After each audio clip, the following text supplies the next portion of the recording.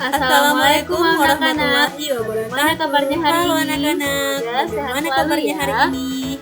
Hari ini Tetap kita sehat dan lanjutkan semangat, pembelajaran kan? kita. Tema Hari 2, ini kita subtema akan 2. melanjutkan pembelajaran kita. Sebelum memulai pembelajaran, marilah Tema kita 2, membaca doa. tema 2. Bismillahirrahmanirrahim. Sebelum kita melanjutkan pembelajaran, marilah kita awali dengan membaca doa. Bismillahirrahmanirrahim.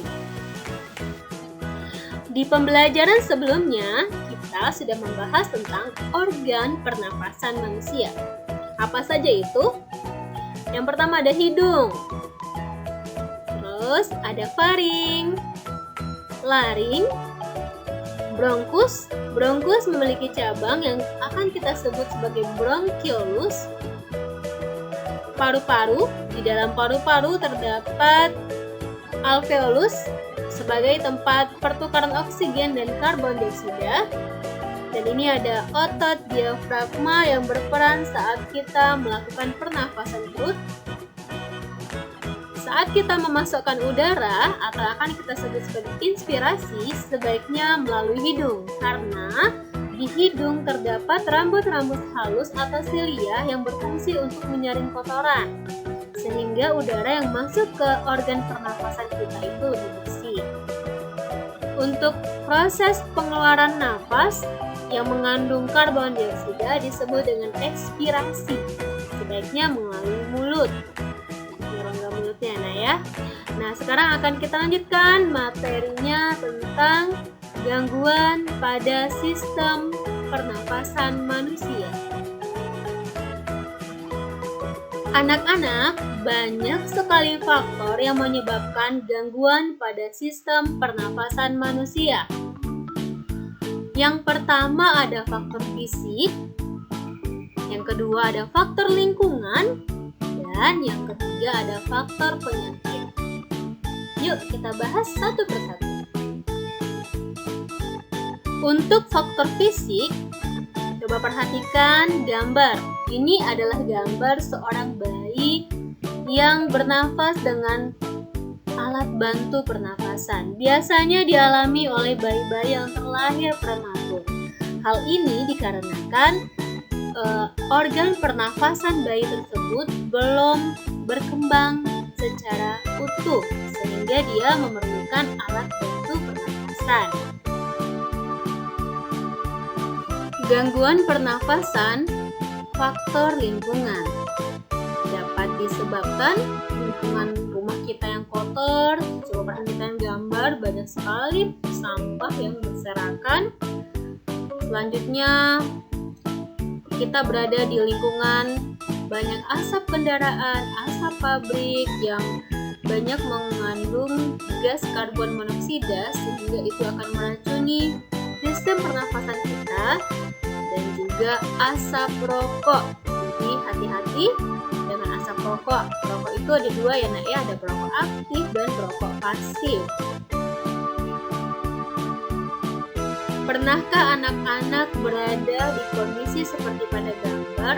Tentu tidak enak ya, banyak tumpukan sampah, banyak asap pabrik, sehingga oksigen yang kita hirup akan sangat sedikit sekali. Seperti gambar SpongeBob yang susah sekali bernafas. Itu akan kita alami jika lingkungan kita tidak bersih. Nah, anak-anak, gangguan pernafasan karena faktor penyakit ada banyak macamnya. Di antaranya batuk, influenza, asma, bronkitis, TBC, dan kanker paru-paru. Batuk adalah respon alami dari tubuh sebagai sistem pertahanan untuk mengeluarkan zat dan partikel dari dalam saluran pernapasan, serta mencegah benda asing masuk ke saluran napas bawah. Gangguan pernapasan yang disebabkan karena faktor penyakit. Lihat seperti gambar, ada seseorang yang sedang bersin. Ya, dia terserang flu atau influenza. Merupakan infeksi virus yang menyerang hidung, tenggorokan, dan paru-paru. Penderita flu akan mengalami demam, sakit kepala, pilek, hidung tersumbat, serta batuk. Anak-anak mungkin pernah mengalami ya. Agar tidak terulang lagi, selalu jaga kesehatan ya nak ya. Seseorang dapat tertular flu jika tidak sengaja menghirup percikan air liur di udara yang dikeluarkan penderita ketika bersin atau batuk. Selain itu, menyentuh mulut atau hidung setelah memegang benda yang terkena percikan air liur penderita juga bisa menjadi sarana penularan virus. Jadi kalau lagi flu atau agar tidak terjangkit flu, kalau mau keluar rumah itu pakai masker, selalu cuci tangan yang bersih ya nak ya. Selanjutnya, penyakit asma. Asma adalah salah satu jenis penyakit yang ditandai dengan penyempitan dan peradangan saluran pernafasan yang mengakibatkan sesak, sulit bernapas. Asma dapat disebabkan oleh debu, asap rokok, bulu binatang, udara dingin, dan aktivitas fisik yang berlebihan. Penyakit ini tidak menular ya nak ya. Selanjutnya, bronkitis.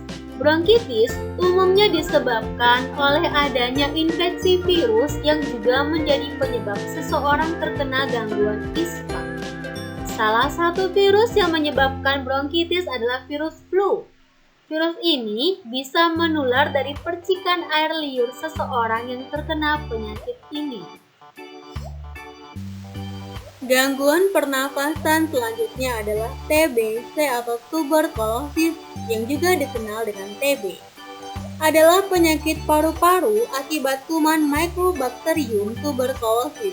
TBC akan menimbulkan gejala berupa batuk yang berlangsung lama lebih dari 3 minggu, biasanya berdahak dan terkadang mengeluarkan darah. Yang terakhir, yang paling ganas penyakit yang menyerang sistem pernafasan manusia yakni kanker paru-paru. Penyebabnya, yang pertama karena merokok pasif atau perokok aktif. Yang kedua, riwayat kesehatan keluarga. Jika ada orang tuanya yang terkena kanker paru-paru, besar kemungkinan anaknya akan mengalami hal serupa. Yang ketiga, lingkungan tempat kerja. Bisa jadi lingkungan kerjanya banyak teman-teman yang merokok sehingga kita menghirup asap rokoknya membahayakan paru-paru kita. Lingkungan tempat tinggal, polusi udara, dan terapi radiasi. Untuk lebih jelasnya, bagaimana kondisi paru-paru kita jika sudah terkena kanker, mari kita simak video berikut. Tampak adalah warna.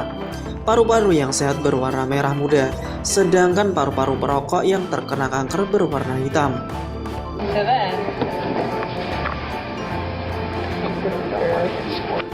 Dalam unggahan tersebut, Amanda juga menambahkan video simulasi pernafasan dengan memompa paru-paru. Saat paru-paru yang tidak sehat itu dipompa, terlihat paru-paru itu tidak memiliki sifat elastans. Elastans itu hilang katanya dalam video itu. Paru-paru akan mengembang tapi menyusut lagi dengan cepat karena tidak ada yang tersisa untuk menahan udara tetap ada di dalam. Sebaliknya paru-paru yang sehat, udara bisa ditahan dan paru-paru mengembang maksimal sebelum menyusut secara perlahan. Nah anak-anak, seperti biasa setelah menyimak pembelajaran hari ini, Ibu ada oleh-oleh buat kalian. Jangan kapok ya nak ya. Mari kita kerjakan LKS halaman 66 muatan IPA. Bagian A langsung di LKS, yang bagian B ditulis soal dan jawabannya di buku hijau. Setelah selesai tugasnya difoto kemudian kirim ke classroom. Ibu ingatkan, saat menulis di buku hijau, tolong nak jangan disingkat. Gunakanlah bahasa Indonesia yang baik. Jangan menulis yang dengan kata YG. Perhatikan penggunaan huruf kapital. Cukup sekian materi hari ini. Ibu akhiri. Assalamualaikum warahmatullahi wabarakatuh. Semoga kalian selalu sehat. Sampai berjumpa di video pembelajaran berikutnya.